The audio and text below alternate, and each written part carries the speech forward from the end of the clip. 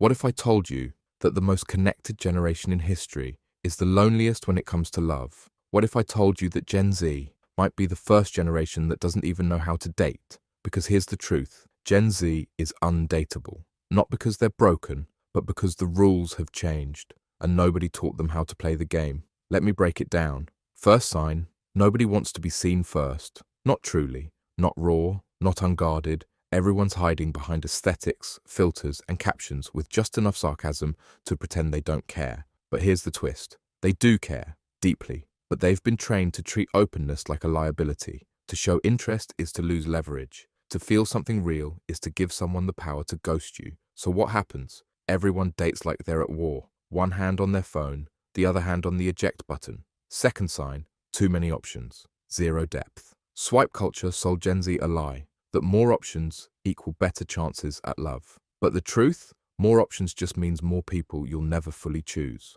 More profiles, more comparisons, more excuses to never commit. Because when love becomes a buffet, nobody sits down to actually eat. You're always looking for the next plate, the next high, the next perfect person. Except perfection doesn't exist, only patterns do. And the pattern right now? Ghost, distract, repeat. Third sign?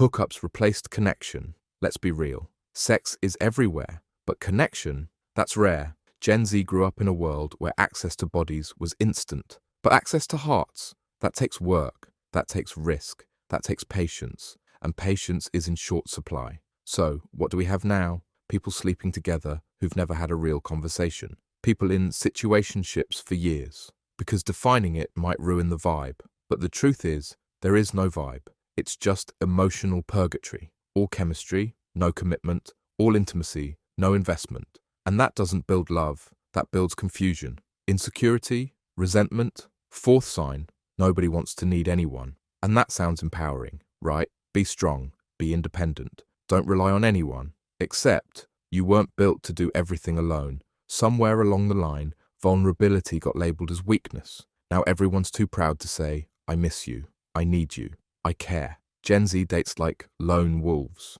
but forgets that wolves survive in packs. Hyper-independence isn't strength, it's trauma in disguise. And until you heal that part, you'll keep pushing good people away just to prove you don't need them. Fifth sign, clout replaced character. We used to date people for how they made us feel. Now we date people for how they look. Online. The follow account. The blue check. The curated highlight reel. But here's the kicker. You can't build a relationship on a reel. You don't date someone's profile. You date their patience, their tone in an argument, the way they show up when it's not convenient. But Gen Z, they're stuck in the loop of performance. Everyone wants to be seen. Nobody wants to be known.